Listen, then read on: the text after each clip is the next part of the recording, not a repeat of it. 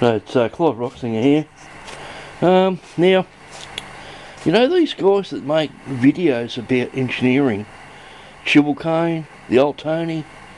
I was watching the old Tony, and he said that if you want to run those triangle tips, you need a more powerful motor. And he explained to me a carboard, and he went into all the detail, and I watched those videos over and over again. I love this stuff. Now, you guys, you know, you put these things up thinking, oh, well, maybe somebody's watching, well, maybe they look at it, but do they really do it? I'm doing this stuff, and I'm in trouble here. I've got a bigger horsepower motor, 3/4 horse instead of a 1/3 horse. It's got enough, because of the smaller wheels giving me a lot of torque, but I'll probably slip too. But I think that there's a compound that you can put on that that'll make it grip. It really needs a different size pulley, but this is only temporary, just to do like cuts so I can fit me 3-phase ABB motor on it, which is ideally what I want to do.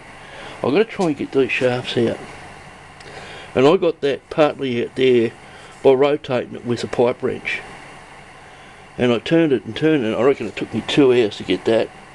But I'm terrified of cracking these casts. This is like a 1920 job. Look at the condition of this thing. It's a work of art. It's beautiful. But I don't expect them to do a video for it. But you know, Chibble-Kane, you probably did a video back in 1970 on how to do this sort of thing. How do I get these shafts out? This is me baby. I love me lathe. You know, I think I have more fun setting this thing up than I ever will actually using it. It's all the tooling and pulling it all apart. I want to be able to work on me lathe and pull it apart and maintain it. But I did that with me motorbike. I rebuilt my Suzuki about 3 or 4 times, and I stripped it right down to the frame when I was in Adelaide and put it all back together right at the front of the shop. And I pulled it right down to the motor, pulled the carbies and everything off it, put all new bolts in it, put it all back in them when I was touring. I spent a year living in a one-man tent. So I love machinery and I love pulling things apart, but this terrifies me. If I crack that cast, this $2,000 lathe is going to be scrap metal. So it's critical, these shafts here, I don't know how to get them in. See how they got these remote ends. Like if I hit that really hard there, I dare say maybe they're going to crack that one there, or I'll crack the one at the back. So I've got to try and figure out some way of putting some press on this. I've got, where have I got that? I've got this sort of thing, which is not actually designed for that. And, well, you know, it might be a start. I might be able to use that.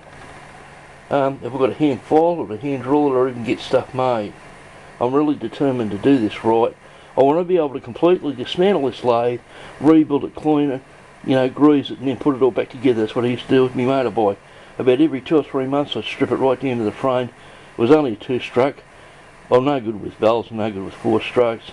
There was a GT 750 Suzuki, and I completely rebuilt the bike. Then I turned it into a cafe racer. I made stainless steel side covers, I hand-made the seat. I actually put driving lights as headlights. I rewired it with 7 wires. So I'm pretty nifty when I get going. I like to understand machines. I love machines. But, you know, my baby's sick, and I need some help here. So if there's any engineers watching this, how do you get shafts like that out? This is about 1921, I believe, South Bend, and it's a beautiful old machine. How did they take them out in the old days? I'm not going to touch this until I know what I'm doing. I don't even like how hard I've been hitting it. I've been hitting that, and you can feel it's dead solid. It's just not moving at all. It's not even budging. I just realised why. I think there's, is that a bloody Allen key in there? I bet you there's Allen keys in there, because she ain't even moving. Oh, I think I pulled them out. Yeah, I don't understand why it's rock solid in. I can't move it. So yeah, this terrifies me. I'm not gonna do this until I know what I'm doing. So you know, anybody who teaches engineering, the old Tony, Chibble-Kane, I need your help here. This is a beautiful old lathe that you can see, but I want this in top condition.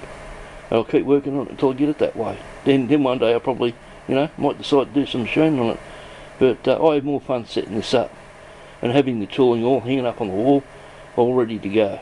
So any assistance, somebody can put a video up on how to take shafts like this out, even if I can identify what type of job this is, because I dare say that there's probably a terminology for this type of thing, pulling shafts out with you know, this sort of setup. And I've managed to get this up here literally without having to do any work, which is amazing. I normally would have hurt my shoulder or something like that. This was really heavy. It's taken me about an hour to get this up there, but she's now up on the bench. I've got my 2 motors there. I've got my plate made up, and I can now just bolt the plate on and get to it. But I need to be able to adjust this shaft. See, look at that, that's sliding around now. Look at that. I was hitting that with a hammer and everything when it was on the, and I thought, well, get it off or I can get to it. And maybe now that I can get to it, maybe it might be easier to work with, but I need to know how to get those shafts out. So, you know, Tubal Cain, if you've done a video about this, I'd appreciate it if you could help me out. Clive Rocksinger, over and out.